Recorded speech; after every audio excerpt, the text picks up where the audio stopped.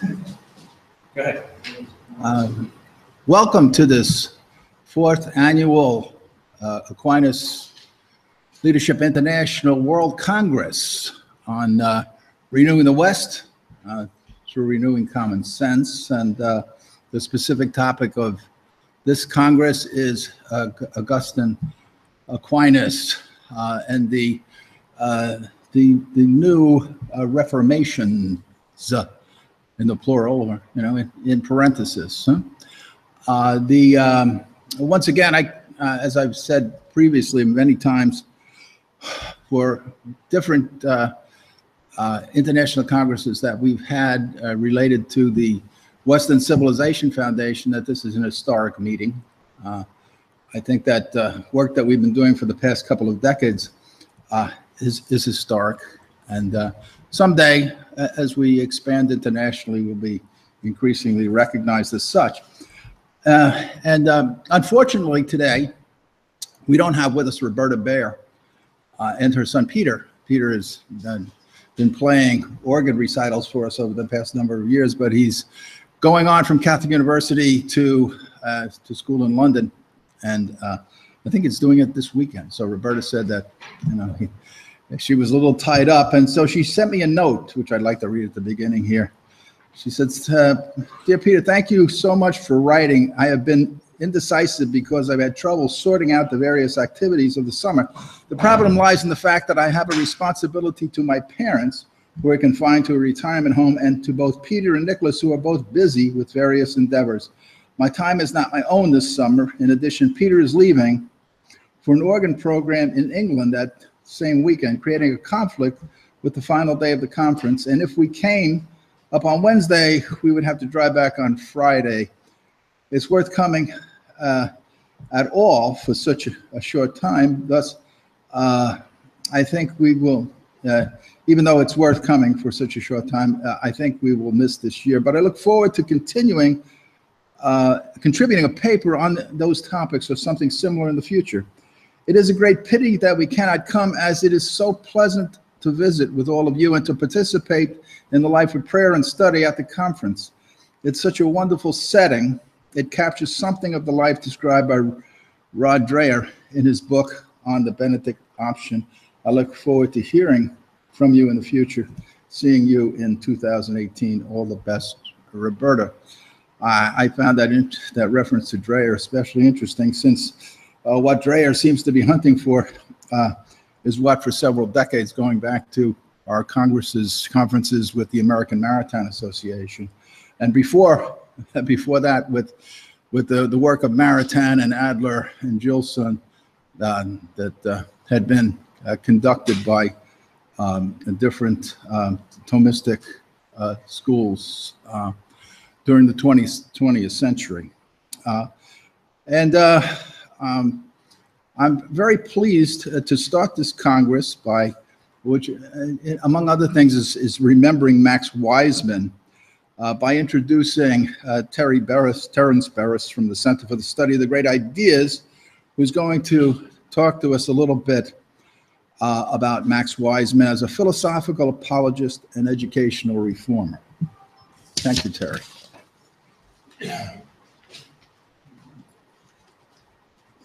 Thank you, Peter. Max died back in February, and there was as there often is, there's a memorial card. So most of you, I'm sure, never met Max. So this is what I think was I'm sure was his favorite picture. How are we doing there? A little lower? Okay.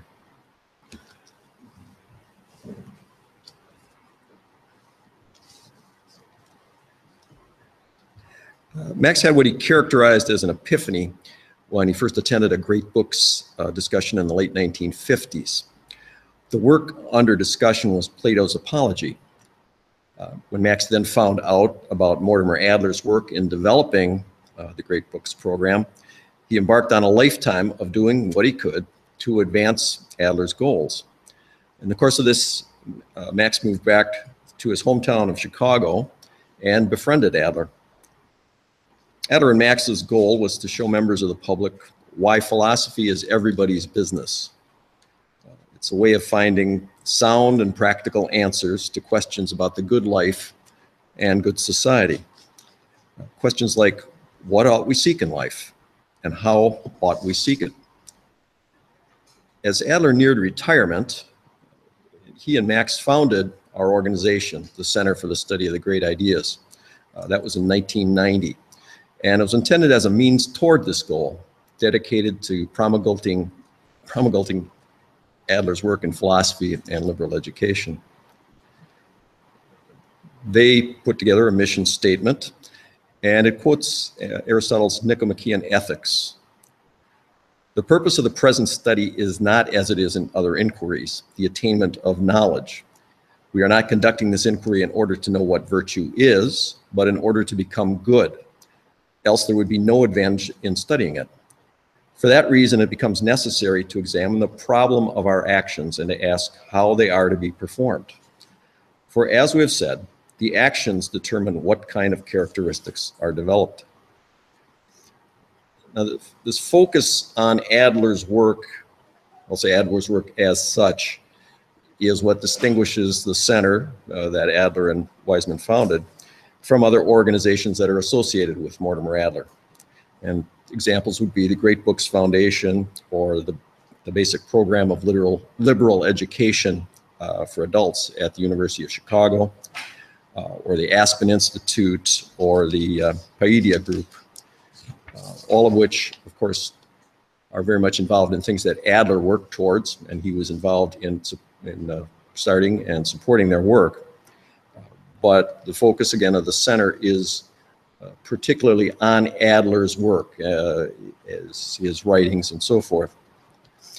In its early years, the center was able to sponsor a lecture series by Adler in Chicago, which would be one of the last that Adler ever did. But Adler then was in his early 90s, and so obviously that was not going to be something that was going to continue in the future. Max, though, encouraged Adler to write the book Adler's Philosophical Dictionary, a summary of Adler's thoughts on a great number of topics. If you've read the Great Ideas essays in the introductory volumes of Great Books of the Western World, those are longer versions, but in those, Adler was trying to take a neutral stance on these, because he's summarizing and referring to the authors in the set. Adler's Philosophical Dictionary is a much briefer work, and in there Adler gives his own views on the meaning of words in the philosophical context. That was in 1995. That was Adler's last book before his death, and he acknowledges Max's support for the project in the acknowledgments in the book. It turned out, though, that although Adler then died in 2001, this was not his last book. He had donated to the center a film of his television series, The Great Ideas, and this had been broadcast in San Francisco back in the mid-1950s. Max had the films transferred to video, and they're available through the center. A few have been presented as part of this program in previous years. Max then had the audio transcribed, and he edited the transcripts into the book How to Think About the Great Ideas, which was published in 2000. If you're wondering, is that Mortimer Adler's last book? Well, he has voluminous papers at several university archives, all uncatalogued. So again, all that's available are folder listings. The University of Chicago's archive, that's over 150 banker's boxes of files. Now, our archivist at the center, Ken Zugan, has done an enormous amount of work in these in the University of Chicago archives of Adler's papers. And you might recall when he made a presentation at our inaugural conference here in 2014. From what he saw, there might yet be the makings of a book or two in the archives. Center's version of a quarterly journal is called Philosophy is Everybody's Business, a phrase you've heard me say. Like many publications, it's gone from print to electronic. And right at that transition, the lead article, and that was back in summer of 2000, was by Tim Lacey from Loyola University in Chicago. That was Toward the Great Books, the Early Thought of Mortimer Adler. And Mr. Lacey's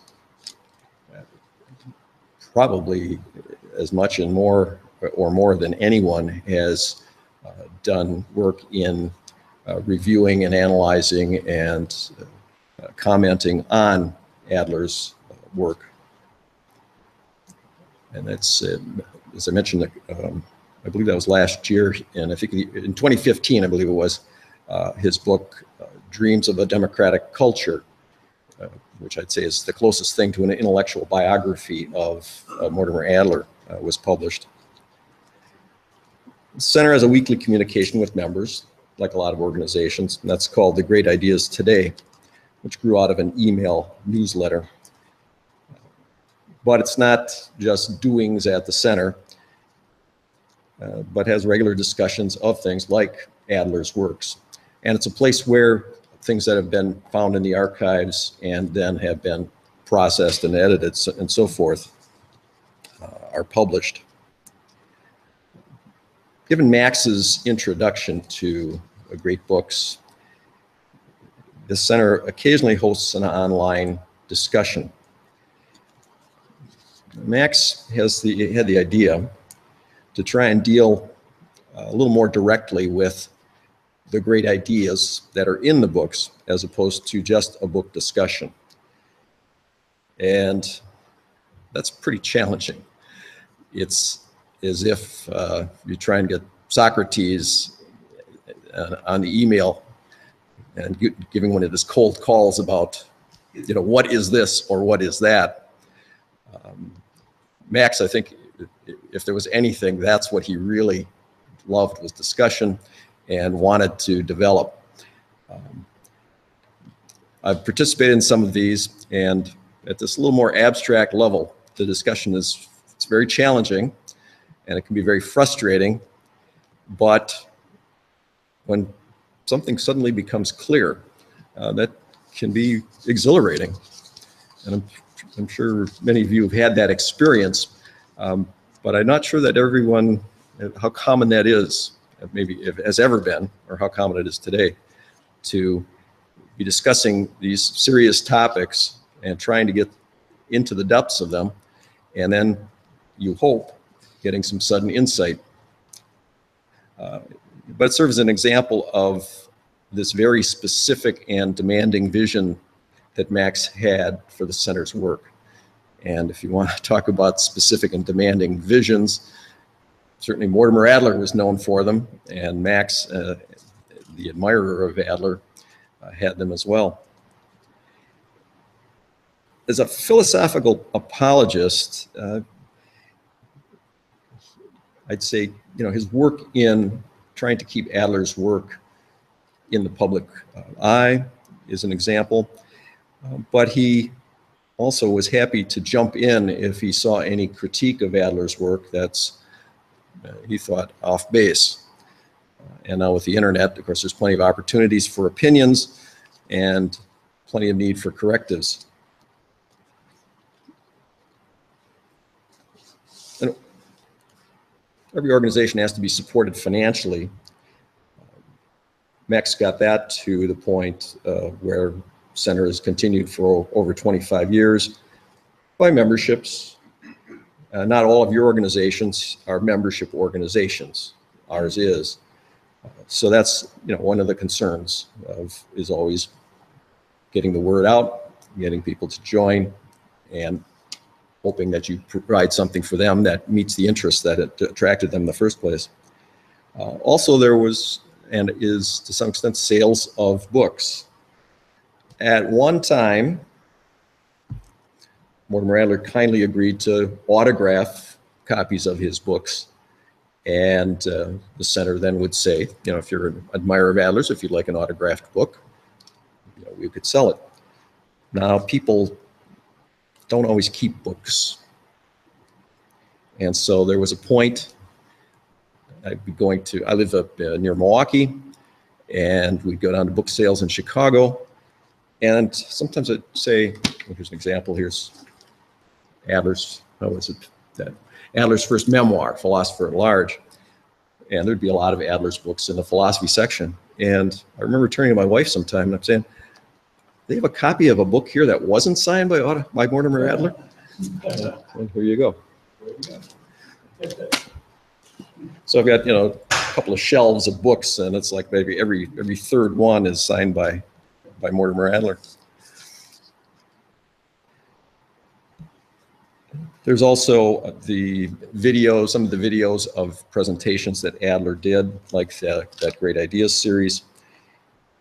And there's supporters who donate money, of course, for the financial support, and there's some of us who volunteer time. And Max, kindly enough, recognized those contributions by giving titles like fellows or senior fellows. It calls to mind to me that, you know, there's some lines of work where you do well and you're rewarded with a pile of money, and there's some where you get a medal or a red hat, and there's some where you get titles. But when Max told me that he wanted to have me as a senior fellow of the center, that was, I thought, quite an honor, and I'm very grateful to him.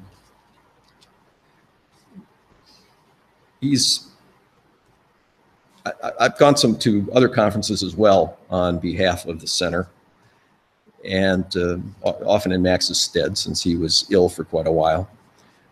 And I was always struck how I'd come in, people would find out that I was with the Center for the Study of Great Ideas, and they say, you know, the response would be, how is Max? We miss Max. I wish Max could be here. I never got to go to a conference with Max, and I'm sorry that that those opportunities weren't there. But again, it's hard. I have a hard time thinking of anyone who was missed as much, even just during his lifetime. And now that he's gone, he'll be missed that much more. As an example of some of the stuff that he would do to help other organizations, though, Pat Carmack, who wasn't able to be here, has recounted the help that Max gave when he and his colleagues were setting up their Great Books Academy around the year 2000. And that's a distance learning organization, Great Books based. But he was just effusive in his praise for the support that Max gave in that endeavor. Well, now that Max is gone, there's the usual transition problems. Max, I know, tried to work something out for this, you know, try to find someone who would be in a position to carry on his work, that is to say, in his position. But it wasn't something that he was able to come up with a detailed plan. And it's a very difficult, the succession issue is a difficult one for every organization, really. His widow, Elaine, has succeeded him at the helm of the organization, and she has consulted widely. She's talked to all of us who've been involved with it, and they are working on how to continue. Things will probably be somewhat different, but they'll return to normal. Maybe a somewhat different normal, but things will return to normal, I'm sure. I've said this before at some of our conferences, and I'm not stating anything that's a unique insight of mine, but we're here because there's some common thread between you personally or your organization and me and my organization. And these have been, and I'm sure will continue to be, a great opportunity to find out, is there something we can do? Is there something we can offer?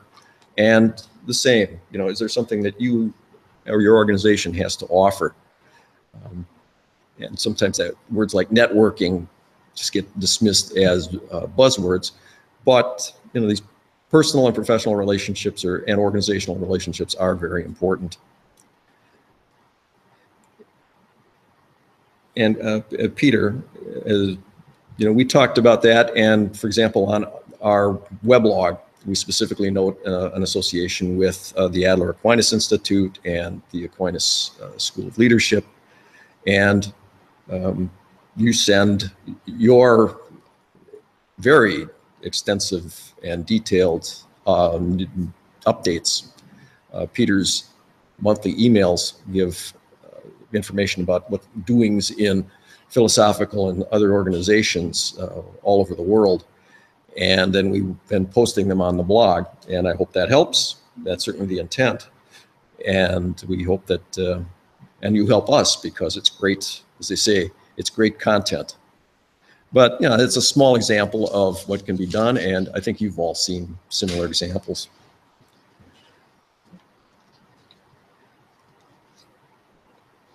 It's not unusual for Mortimer Adler to come up in the course of presentations here. And since our organization does concentrate on his work, if yours does also, keep it in mind, get in touch with us if you need some kind of resource. We may very well be able to supply it.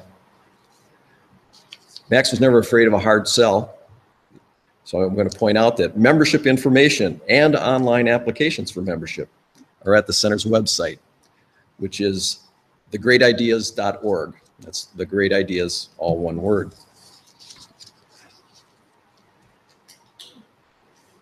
Now I feel like I'm giving the announcements at church. Sebastian Mafood asked me to also relay the following. Max Weismann was and remains a great friend to us all. I expect that anyone who knew him could not say enough good things about him, but could say enough good things about him to fill a few pages. With the blessings of his widow, Elaine Weismann, we're putting together a Festschrift, which is a volume in honor of a scholar. So please consider writing something to honor Max and send it to Sebastian, to him, at mafood@wcatradio.com, MAHFO. I copied and pasted this right from him, and I think it's a typo. Or is it? Okay, MAHFOOD at WCATradio.com. Look good to you? Okay, thank you, Robert. That email address is the radio wing of his publishing house, En route Books and Media. And since they do have this radio arm, if you're interested in being interviewed on your work or your organization, you can email him and he'll introduce him to the station moderator. So who might be present at the conference at some point. We'll see. And last but not least, the conference program notes that the center is the sponsor of this evening's cocktail reception. Peter?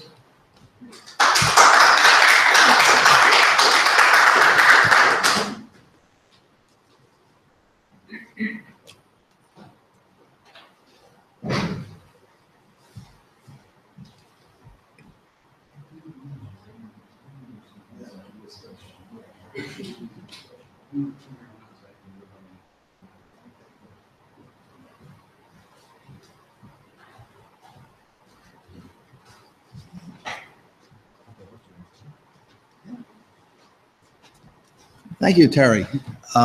Terry has been a great supporter of these congresses and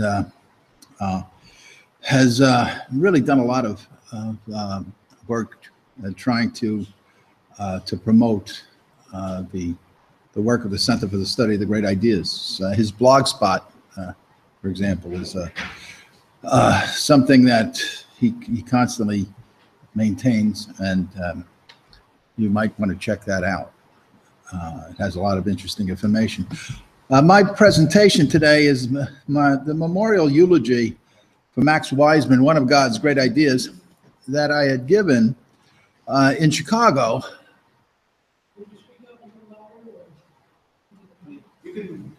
Yeah, do you have speakers? No, the mic is just for streaming the live video. So maybe you want to move a little closer. That's probably the best thing. Yeah, do you want to move over closer because the volume would, Air conditioner. has Air conditioner, it's a lot of there. Yes, yeah. Mhm. That's why I think Yeah, yeah.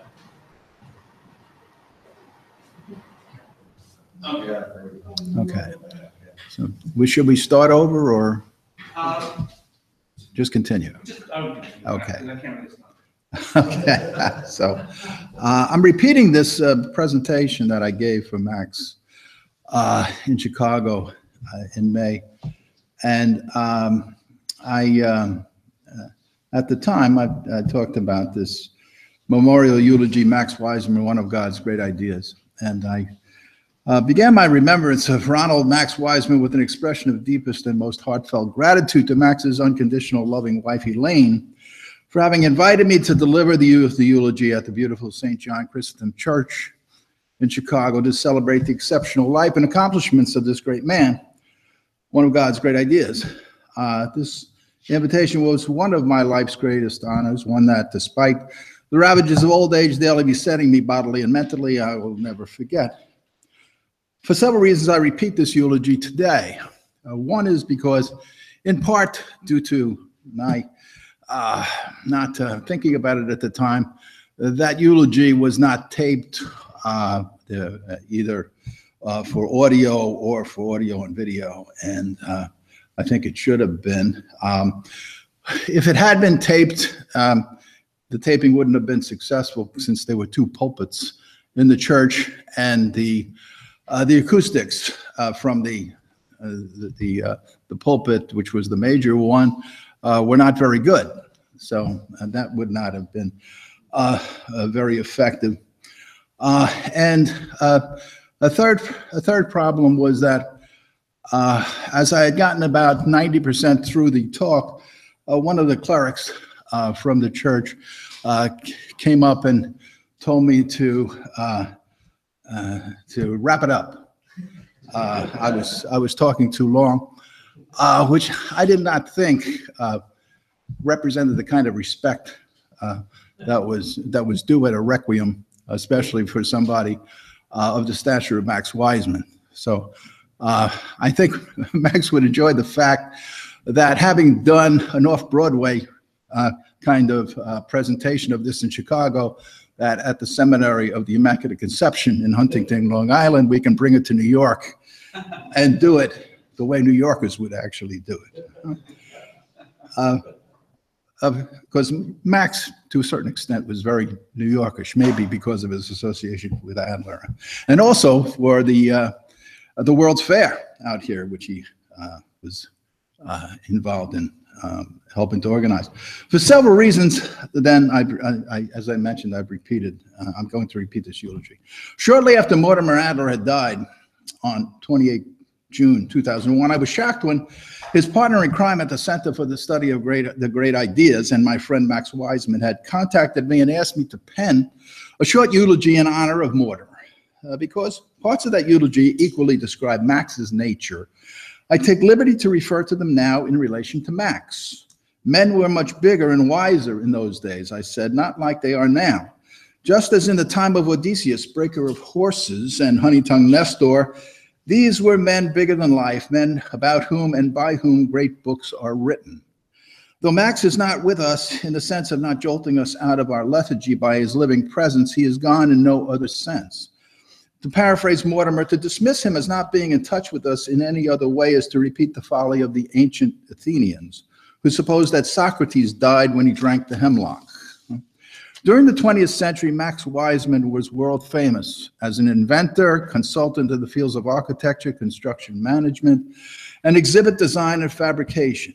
His architectural and design talents enabled famous people like Walt Disney, Buckminster Fuller, Frank Lloyd Wright, Jacques Cousteau, and many others to have the good fortune to rub elbows with him.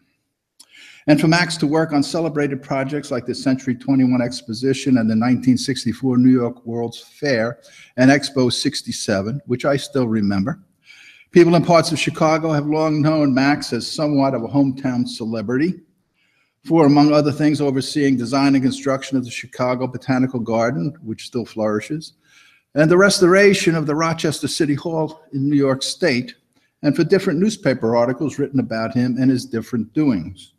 For many years, going back at least as far as the 1990s, when Professor Curtis Hancock and I were hosting national conferences for the American Maritime Association, Max would help us with sessions co-sponsored by the center, suggest possible topics, and at no financial charge, provide us with center materials, something that on an international level, the center continues to do to this day. Max has told me anything that's available in the center's resources is available to us. Shortly before Mortimer Adler died, Mortimer and Max helped Pat Carmack, Steve Bertucci, and several other colleagues from the Western Civilization Foundation establish the Great Books Academy and Angelicum Academy homeschool programs. These programs, which conduct live, online, Socratic-style discussions from the 5th grade on, currently have more than 2,000 students, full and part-time, from approximately 40 different countries, enrolled from pre-K through college, providing upper-level elementary and high school students with a curriculum based upon the great books of the Western world at a cost tens to hundreds of $1,000s less than what would be spent at different American college and university campuses. Since its inception, Max had been chairman of the board of the Great Books Academy and a member of the board of the Angelicum Academy. A few years ago, Max helped these programs partner with Ignatius Press, whose founder is Father Joseph Fessio, to form the Ignatius Angelicum Liberal Studies program. This program enables our students to graduate high school with an associate degree. Upon graduation, students are then able to enroll in Holy Apostles College and Seminary, where they may complete their bachelor's degree totally online within less than 2 years. Basically getting a Great Books high school and college education for less, or approximately around $35,000.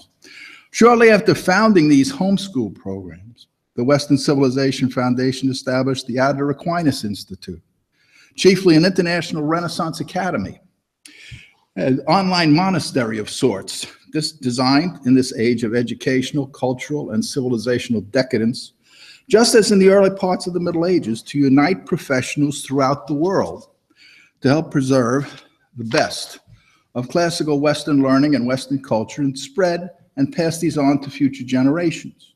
Without hesitation, when we asked him to join our group of Institute fellows and promote our work, Max agreed.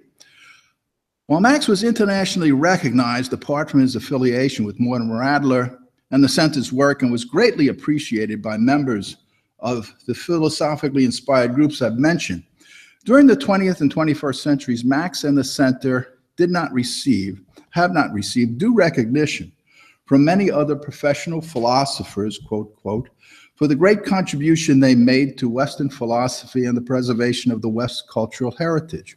Understandable.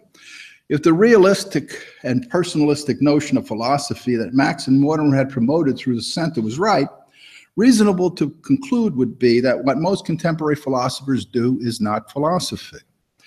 As I get older and more of my friends pass over to what Christians call the commune of saints, increasingly I get the sense of the reality of this organization. One reason I say this is because most of what I consider to be my best, most original ideas tend to come to me while I'm asleep. While this has been happening to me for decades, it's been increasingly occurring over the past few years. While I appreciate the fact that my great conversation with colleagues like Max and others, such as John Dealey, for example, continues unbroken as they immerse themselves to greater conversations to which hopefully someday I might be invited to join, since I tend to have a weak memory, at times I find this interruption of my sleep most annoying. I have to jump out of bed, find a pen and paper, jot down the thought before I lose it, get to the bathroom a lot of times, and increasingly take afternoon naps to make up for the nightly sleep deprivation. In Max's case, while awake, I had no problem thinking of 5 points to include in this eulogy. 5 prescriptive statements I know he would throw my way. 1, don't say anything stupid. 2, this is a center-sponsored event, so if you can, say something original related to one of the great book's authors that will capture the audience's attention, require them to stay awake and think. 3, don't embarrass me or the center. Make me proud of you. 4, if this eulogy ever gets printed and publicized, make sure that the center's complete title is spelled correctly. make sure that the second "the" is capitalized. The center's name is Center for the Study of the, with a capital T, great ideas. 5, do not eulogize me without also eulogizing the center. While the meaning of the first 4 points was clear to me, precisely what the fifth meant did not become exact until, while asleep one night, I connected what Max was telling me to what Socrates had told Crichton and some other friends who, at the start of Plato's dialogue, Crito, had come to encourage Socrates to let them bribe his guards to break him out of prison. Among other reasons, Socrates said he could not allow them to do so because he owed his whole life to the laws of Athens. Disobeying these laws was something he was not entitled to do. In short, Socrates so identified himself with Athens that he considered breaking her laws tantamount to suicide, an act so heinous he could not conceive committing it. Just as Socrates could no more separate his identity from that of his beloved city of Athens, despite his many professional achievements in architectural design and as an inventor, separating the nature of Max Weismann from the Center for the Study of the Great Ideas is not possible. Max is the center. In a sense, to Max, whatever greatness he might have or ever had is by providence, essentially and existentially, connected to this center and its past, present, and future success. This personal identification of Max with the center speaks volumes about the humility and boundless energy and charity of this man. Hence, his prescription to me eulogized the center too. What, however, precisely could this possibly mean? Certainly, it could not mean fondly to remember a now departed center. No. It must mean to speak well or say good things about the past and existing center and the center's future. But how to do this? That became my problem. Until again, while sleeping, I started to think about the idea of being great and how this idea relates to Max, Mortimer, and the center. Today, the idea of being and becoming great is part of a national and international conversation recently generated chiefly in the area of politics. But decades ago, in relation to education and politics, Adler had started to recognize the crucial import of the nature of the idea great, having great ideas and doing great deeds. We strikingly see this recognition as bristling critiques of American educational snowflakes in his 1940 lecture, God and the Professors, and his Harper's Magazine article of the same year entitled, This Pre-War Generation. Therein, Adler savaged the American college and university professors and students for not recognizing the essential superiority of the classical Western conception of the human person and of Western political and educational institutions to those of fascism and Nazism. Most odd, then, is that Adler appears not to have included this idea of great within the more than 100 ideas extant within the great books of the Western World Program. Not odd, not so odd, however, when we consider that this idea actually is contained within Aristotle's understanding of the great idea of quantity. Well, most students of Aristotle are familiar with his division of the category of quantity that geometricians and arithmeticians study, dimensive or bulk quantity, into species of continuous geometrical figures and discrete numbers. Few are aware that Aristotle makes a more primitive, generic distinction between bulk quantity and intensive or virtual quantity, translated by later Latin things as quantitatis intensiva or quantitatis virtutis, by which Aristotle meant qualitative greatness or intensity, such as we notice in the heat of one thing being qualitatively greater than that of another, not in physical bulk, but in intensity.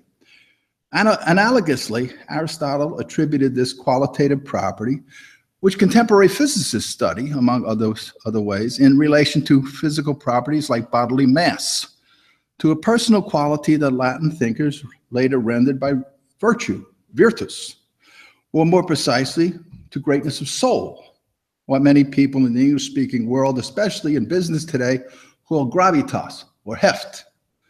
I mention this peculiar property of greatness of soul, megalosoukia, magnanimity, because this is precisely the quality that I think best characterizes Max's nature and accounts for some other great properties he possessed, and still possesses, including his unusual organizational abilities and common sense, qualities for which most academics and great bookies do not often tend to be known or celebrated. How do we explain Max's speculative and practical organizational genius? His academic abilities, coupled with his possession of practical talents, what many people call common sense and many Americans refer to as street smarts.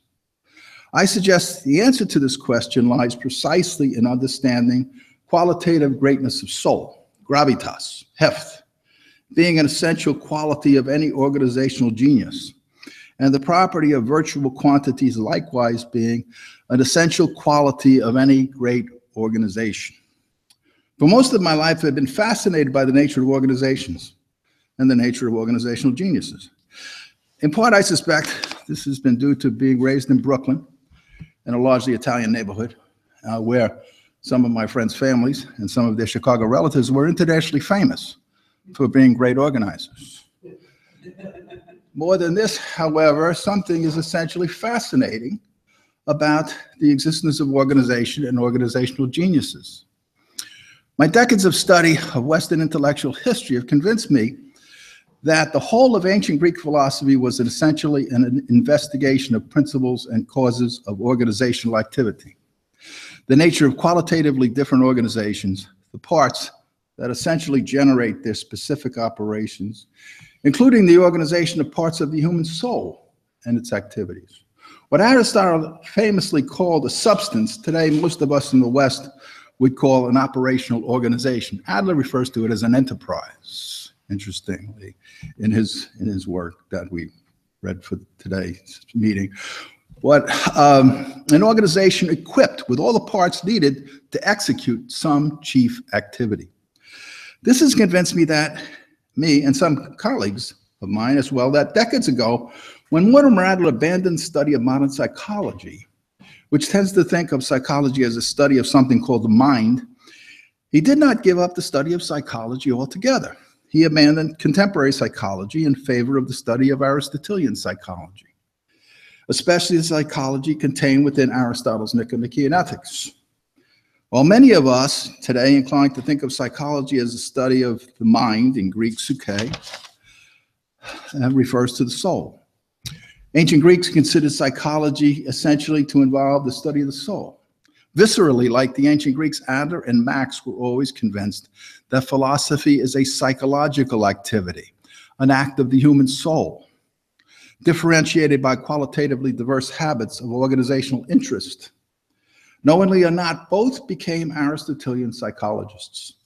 To a large extent, this explains the unusual quality of psychological heft both men possessed. Over many decades, I've especially noticed how reading the works of classical authors like Plato, Aristotle, and St. Thomas often qualitatively transforms people, sometimes almost overnight, from being perhaps somewhat serious students, academics, politicians, or business professionals, into intensely driven leaders. Consider, for example, the great 20th century Thomistic scholar Etienne Gilson, whose known publications amount to 935 works, including 172 individually authored books, monographs, 8 edited books, 4 series editions, 2 anthologies, 307 scholarly articles, 36 prefaces, and 296 interest articles, and 104 book reviews.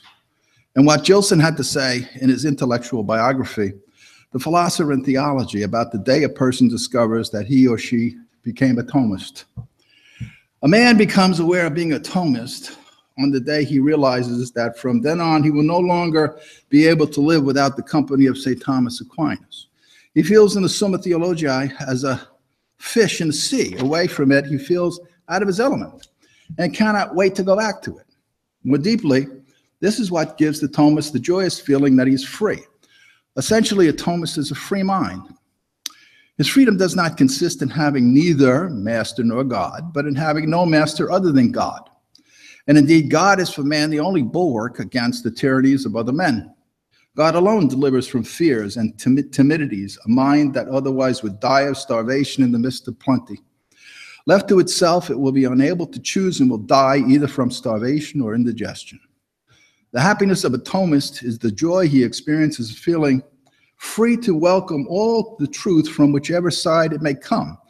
The perfect expression of such liberty of the Christian man is that of St. Augustine. Dilige et quodvis fac. Love and do what you will. Like charity, faith is a liberator. Incidentally, this is why the Christian should willingly accept being considered a rather unusual specimen by non-Christian thinkers. This experience need not come from reading St. Thomas Aquinas. It could just as easily come from reading a host of classically educated thinkers like Plato, Aristotle, Plotinus, St. Augustine, the great Jewish thinker, theologian Moses Maimonides, or the great Islamic scholar Avicenna, from whom St. Thomas learned much.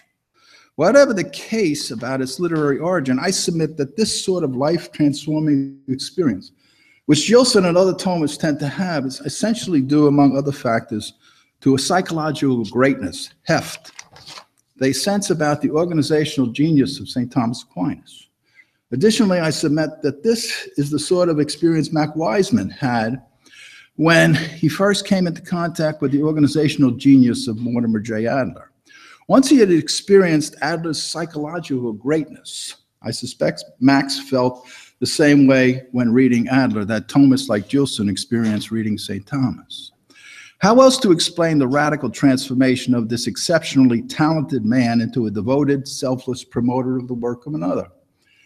As part of this tribute to Max and his beloved center, I want to probe a bit deeper into precisely why I think this quality helps us explain what causes ordinary people to gravitate into leaders, and ordinary leaders into speculative educational masters and practical and productive organizational geniuses like Max Weismann. To do this at this point, I need to turn to a 20th century classic work in Christian wisdom, C.S. Lewis's little book, The Abolition of Man. As Lewis explains in the first chapter of this book, Men Without Chests, without the existence of a reasoning principle existing within an embodied soul, a rational center of magnanimity existing within the body, essentially connected to the human body as a command and control mechanism, able rationally to regulate and constrain human passions so as to enable an abstract intellect to execute rational commands within the human emotions without a chest to connect cerebral man to visceral man. Man is not man, and strictly speaking, Christian man can never be Christian. As Lewis says, the chest, magnanimity, sentiment, what St. Thomas considered to be animal rationality, a specific difference to the human animal, allowing an immortal rational soul to overflow into a sentient part of the same soul, where St. Thomas locates common sense, deliberative choice, and the moral virtue of prudence. These are the indispensable liaison between cerebral man and visceral man. Lewis and St. Thomas maintain that without embodiment, what is thought to be and is called the human soul is actually a disembodied spirit or disembodied intellect. Such a disembodied entity does not correspond to the Christian understanding of a human soul. And a soulless body, a body in which spirit is not an animating principle of life, growth, and development of a living, sentient, organic matter, does not correspond to a Christian understanding of the human body. Lewis adds, it may even be said that it is by this middle element, the rationally sentient soul, that man is man. For by his intellect he is mere spirit, and by his appetite mere animal. While St. Thomas considers human reason to be a faculty of an immortal human soul, remarkably, like Lewis, who writes centuries after Aquinas, St. Thomas maintains that the specific difference of a human being resides in the genus animal, not in the genus spirit. Strictly speaking, according to St. Thomas, human beings are not incarnate spirits. Human beings do not belong to the genus spirit. We are not differentiated in our genus by being on the lowest level of intellectual spirit, being the dumbest of angels. Essentially, we belong to the highest rank within the genus animal, the qualitatively maximum leaders, rulers in and of the animal genus, which is specifically divided into rational and irrational. St. Thomas locates our specific difference in an otherness within the sensitive or animal part of the intellectual soul. In the Summa Theologia, Part 1, Question 77, Article 3. In the case of the human soul, St. Thomas understands the soul's relation to an animal body to consist in essentially connecting through human sense faculties like memory and imagination of an animal body, an immortal intellectual soul, and the activities of the whole person to sense reality. He maintains that doing so enables the animal genus to become perfectly itself. The sensitive soul, the generic part of human nature, causes animal rationality, a reason in touch with sensoriality, not a disconnected or abstract rationality, like that of Descartes, for example. What had been reason, acting abstractly, syllogistically, overflows into the appetitive part of the soul, and through its activity into the whole of material creation. In so doing, human reason exists in a concrete, uniquely animal, command and control way. As a kind of appetitive sensory reasoning, establish personal relations throughout the material world. It is within reason, existing as such a command and control principle of the sense faculties and emotions in the animal part of the human soul, that St. Thomas most precisely locates deliberative choice, common sense, the moral virtue of prudence, and our specific human difference. The resulting composite, as Gilson has said in Thomas Realism and the Critique of Knowledge, is an animal that senses with its intellect and intellectualizes with its senses, an animal able personally to execute animal activity in its highest form, simultaneously abstractly, calmly, and commonsensically, deliberately, passionately, with prudence, in touch with sensuality. By generating a faculty of sensory reasoning, sentient, command and control reason, a faculty St. Thomas calls particular reason, or cogitative reason, which he claims corresponds to instinct in brute animals. St. Thomas maintains that the intellectual soul generates a personally human rationality, one that reasons abstractly and syllogistically when not focusing attention on concrete individual animal activity, to overflow through the sensitive part of the soul into the human body and sense reality as a personally animal command and control ruling principle of the sensitive faculties, passions, and all their activities. I think this is what Pope Benedict, by the way, was looking for in the new understanding of Logos that he talked about in his Regensburg address and Catholic University addresses. In so doing, the rational part of the soul enables the sensitive part to achieve its animal perfection as an acting sensitive soul, an acting person, as St. John Paul II was fond of saying, something that no other animal can achieve, being a deliberatively free animal. More, through the sensory part of the soul, the rational part of the soul inclines the whole of the created material order, naturally to gravitate toward, not resist, being ruled by metaphysically and morally virtuous human directive. It causes the morally and metaphysically virtuous person to become the first principle of healthy social life and personal rule within and throughout the material universe. As Lewis prudently observes, without the aid of trained emotions, the intellect is powerless against the animal organism. To this sage observation, in words with which, if I know Max, he would unhesitatingly agree, Lewis adds, in battle it is not syllogisms that will keep the reluctant nerves and muscles to their post in the third hour of bombardment. The crudest sentimentalism about a flag or a country or a regiment will be of more use. We were told it all long ago by Plato, as the king governs by his executive, so reason in man must rule the mere appetites by means of the spiritual element. The head rules the belly through the chest, as Aquinas tells us, of magnanimity, of emotions are organized by trained habit into stable sentiments.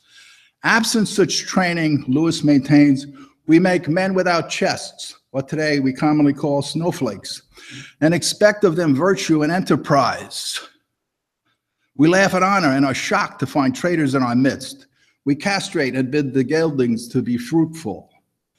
As Aristotle realized centuries ago, to the extent that we take no pleasure in what we do, we can never develop into or habitually remain morally virtuous agents, or into and long remain liberal artists, philosophers, scientists, completely rational human beings, men with chests.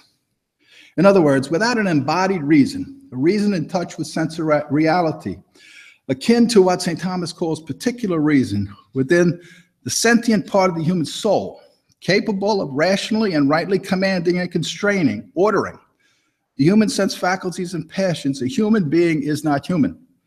Strictly speaking, the embodied, passion-related soul, inclined to be directed by right reason, makes us specifically human, perfect as persons, and inclines the entire material universe naturally to gravitate to being ruled by healthy personal relations that virtuously qualified human reason establishes. Strictly speaking, human reason as our specific human difference is rightly ordered, virtue-directed reason, acting in touch with sense reality as the chief principle of rightly ordered personal relations, behavior, and rule throughout the whole of material creation. During the 13th century, St. Thomas Aquinas recognized that only a faculty psychology, and especially recognition of the faculty of a sentient particular reason in touch with sense reality, can enable development of this kind of self-understanding of human beings, acting persons capable of generating healthy educational institutions, able to produce men like Max Weismann, men with chests. And as Lewis and Max have tried to warn us, the practical result of an education that denies such a reason and such a reality must be, as Lewis says, the destruction of the society which accepts it. Among other reasons, Max and Mortimer founded the Center for the Study of the Great Ideas to counteract the negative cultural and civilizational disorder that necessarily follows from habitual application of psychologically unhealthy miseducational principles, human viciousness, to widespread living of everyday life. No wonder should exist then why those of us assembled here today, at that time in the beautiful church of St. John Chrysostom and here at the Seminary of the Immaculate Conception, should embrace as part of our tribute to Max to do what we reasonably can to ensure that the center Max so loved as part of his very being will survive and flourish well into the future. Thank you, Max, my friend. See you soon. Hope I did not let you down. Okay. And we have a friend of Max here from Chicago, Melanie Hamilton, who had asked, contacted me about a week or so ago, if she could say a few words related to Max. And I said, well, I couldn't get you on the program, but formally, but we'd be happy to have you talk. Melanie?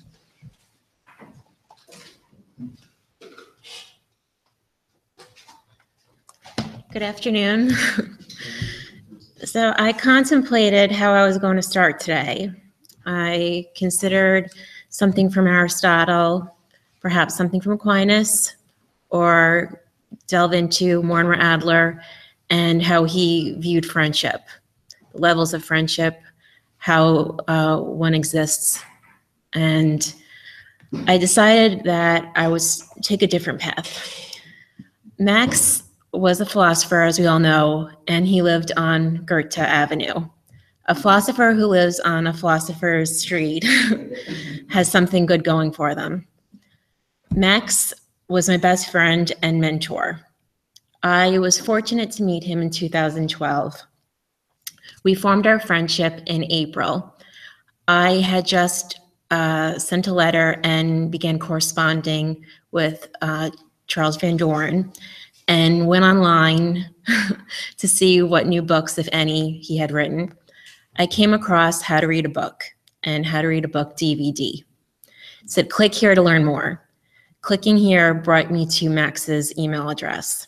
I sent him an email and was rather confused. I said, I'm a 30-year-old woman with a bachelor's degree and an associate's degree. I know how to read a book. Can you please explain this to me? And I said, I apologize, for sounding naive.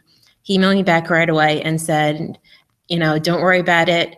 A lot of people have the same misconception. The problem is you read books all the time. You obviously can read, but you don't know how to read the correct way.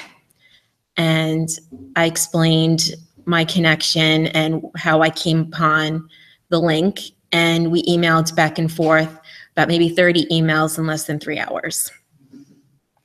Following that, we emailed every day, maybe 15 to 20 times. Max tried to instill in me all of the knowledge that he was lucky to have been given by Mortimer Adler, who he called Maestro.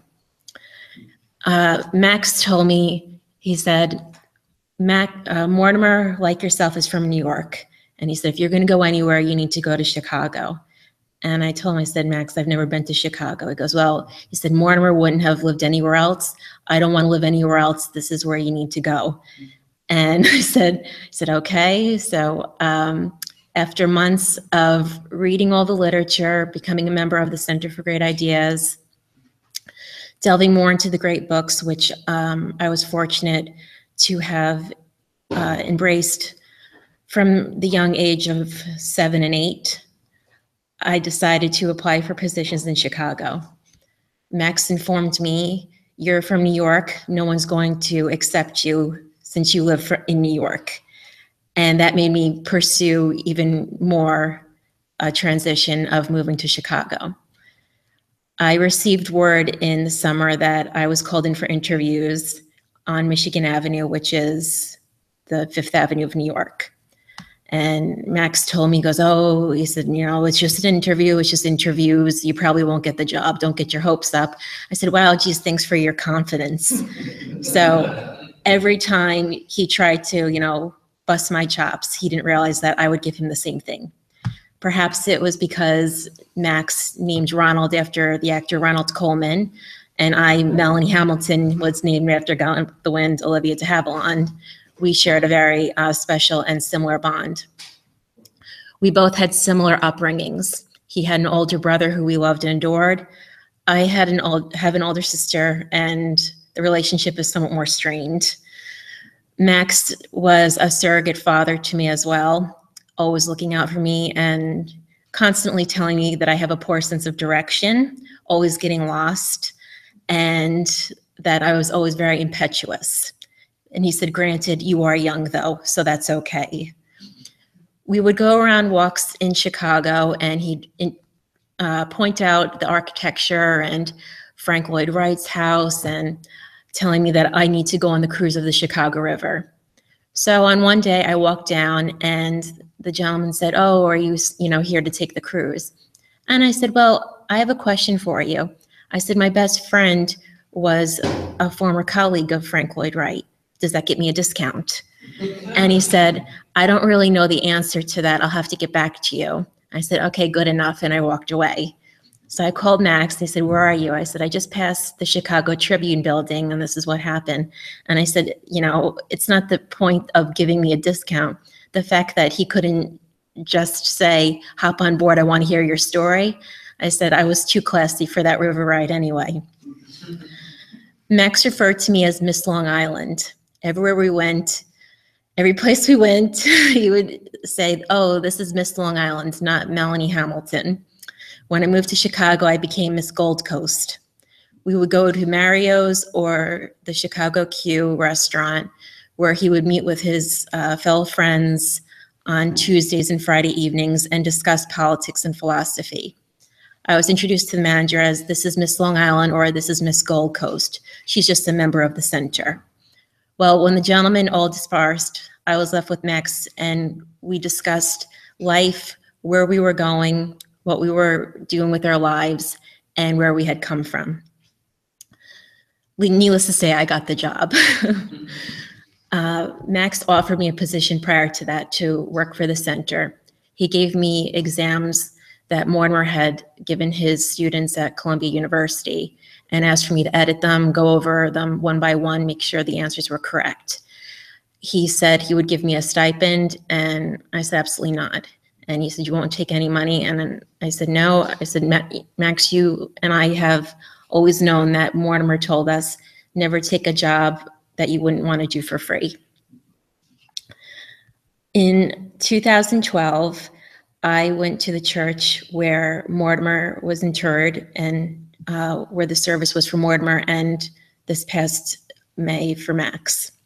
I didn't get the chance to go to the service for personal reasons, but I wanted to relay this story. The first time that I met Max, when I came out to Chicago for my numerous job interviews, I was on my way to pay respects to Mortimer and Caroline Adler and found myself walking in the opposite direction, heading towards Lake Michigan. I was on Dearborn Avenue. The church in Chicago is on Dearborn Avenue. I was on Lakeshore Drive, starting on Dearborn Avenue. Clearly, I was lost, and Max knew that I had a horrible sense of direction, even with Google Maps. I came across someone who was walking their dog and stopped for a moment to interact with her. And I said off the cuff, I have to ask you. I said, I'm a New Yorker. I'm from Eastern Long Island. I just have to ask. I said, is Chicago really all about philosophy? I said, is everybody here all infatuated with Mortimer Adler and Max Weismann? And her response was, that's funny that you should say that. She said, my husband is friends with Max Weismann, and he goes to Tuesday and Friday night dinners with him. And I said, really? She goes, yes. And I called Max, and I said, you'll never believe what happened. And he told me, I'll have to give you a call back. He was in the middle of putting together the weekly journal. When I got to the church finally, after Jesse's wife gave me the directions, I walked in and said, I'm here, if it's possible, I'd like to pay respects to Mortimer Adler. So I was guided by the pastor up this staircase, and she said, you know, what would you like to say? And I said, I'm not quite sure what you mean.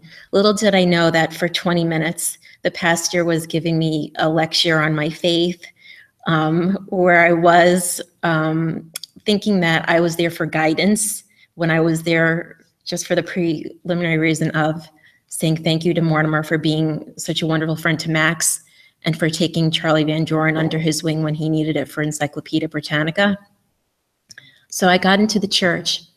I saw Mortimer and I saw Caroline, and I took a piece of paper and I wrote down on it some personal thoughts. When she asked if I was ready to go downstairs, I replied yes. I walked downstairs and all of a sudden my cell phone was ringing in my purse. And the pastor replied, perhaps it's God. And I said, I don't know. I said, I'm not expecting any calls. And it was Max returning the phone call from previous, telling him that I had just left the church. And he said, what were you doing in church? And I said, I was paying respects to Mortimer. He says, I didn't actually think that you were going to go in there.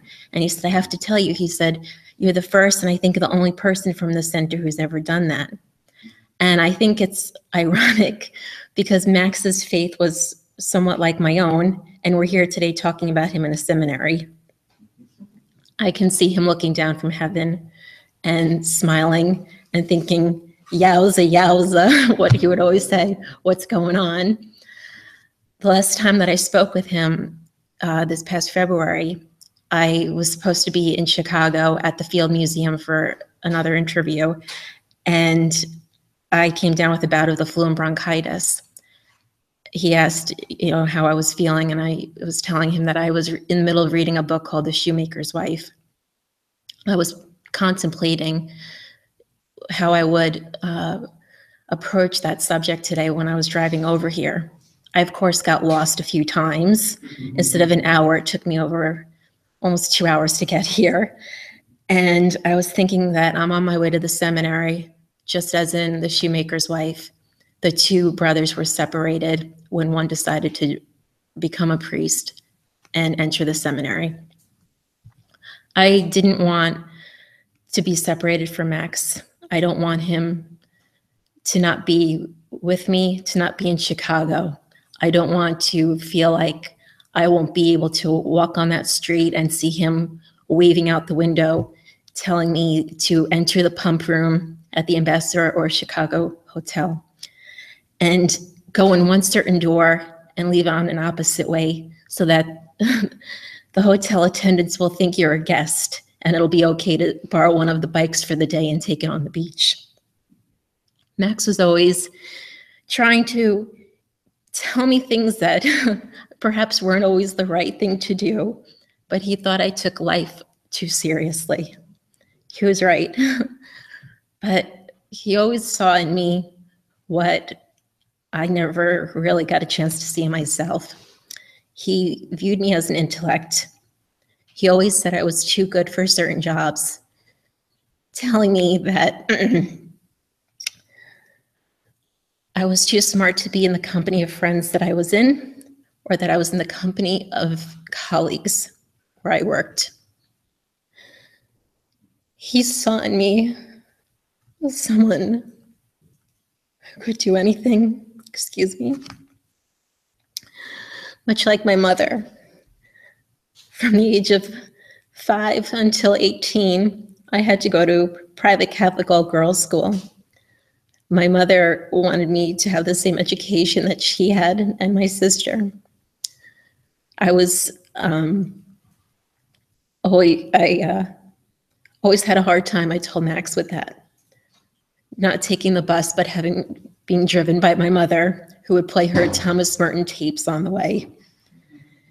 My mother joined the convent when she was out of high school and decided after a couple years that she wanted to have a family and have a different life for herself. This is where my philosophy and my theology all began. Some children, when they're little, their moms play with them outside. My mother always told me about Thomas Merton and showing me books and teaching me about mistakes he made and how he came to Columbia. Thus, that was one of the reasons why she pushed me so hard. She wanted me to go to Columbia like Thomas did. Sorry to disappoint her, never made it there. One thing I want to discuss briefly, I had a chuckle when I first came in and I said hello. You were talking about Max and how you had written something about Mortimer Adler and sent it along to have him take a look at it. And the first thing I said was, did he get you to join the center? Whenever somebody sent an email or had something to say about Mortimer Adler, Max never stopped trying to get someone to become a member or to make a donation or to purchase a DVD. It was who he was and one of the reasons why I loved him. He gave me the task a few years ago of finding libraries that were in low-income areas that would benefit from having a copy of the How to Read a Book DVD. It was something that we discussed but never really got off its feet. No matter what anyone says, Max truly was one of a kind and had a wonderful heart. He leaves behind a half-sister and a lot of people I'm sure he's touched. His widow, Elaine, was the true love of his life. When I lived in Chicago, it was the best time I think I've ever had. We would go for a walk and he would say, this is the street corner where Elaine got her wedding dress, or this was the street corner where I used to take Elaine. He said, Melanie, if you're fortunate enough to have the love and the friendship that I have with Elaine, then you're going to be fine in life. I know Elaine is back home in Chicago, and I sent my prayers and my well wishes her way. I understand how hard it is for me. I can't imagine what it's like for her to have been so lucky and so fortunate to have Max in her life and to lose him after all these years. Terry was briefly discussing how we're going to get the Center for Great Ideas back on its feet. And I'm sure after some time, it'll come back and be stronger and hopefully will survive for many more years to come, because that's what I believe Max would have wanted.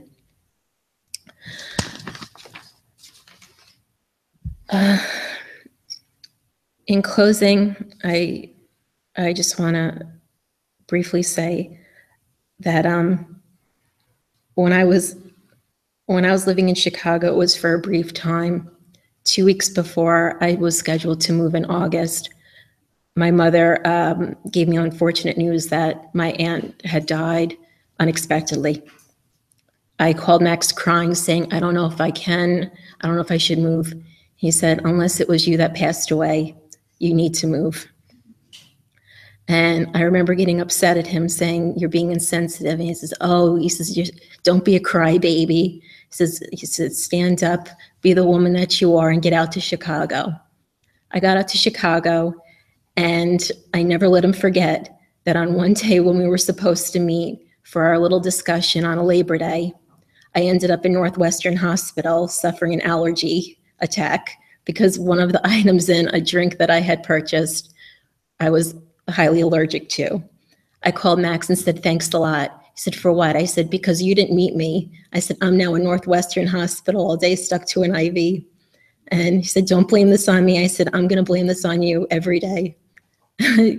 And I still won't let him forget it. Max told me how to go to the Newberry Library, how to do research, where to start, what floor to use.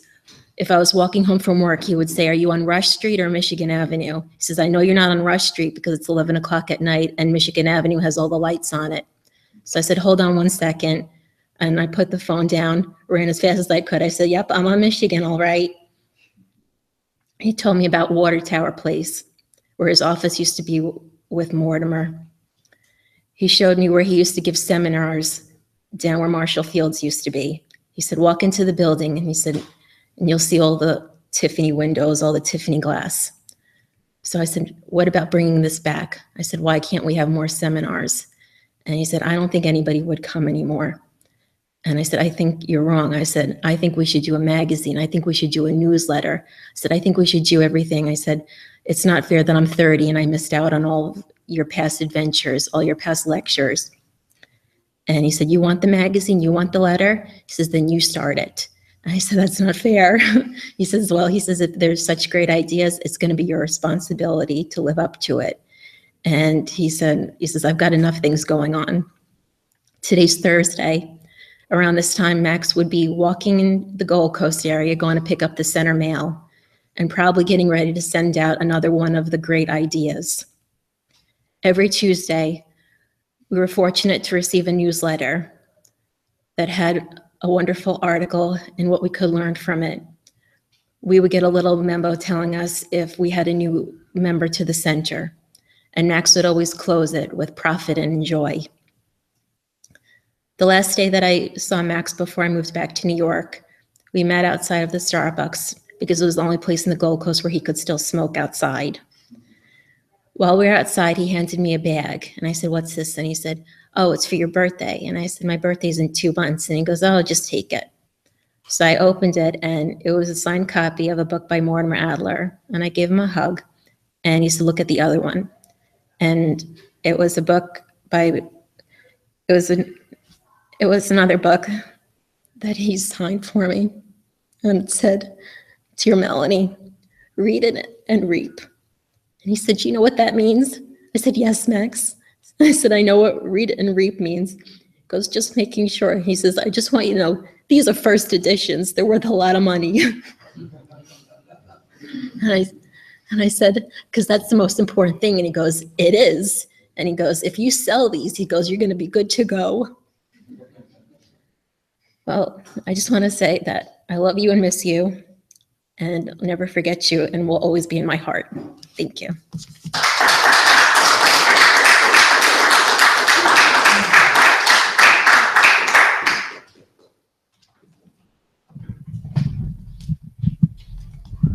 Robert, we have to cut off now because of the next session. Oh, okay.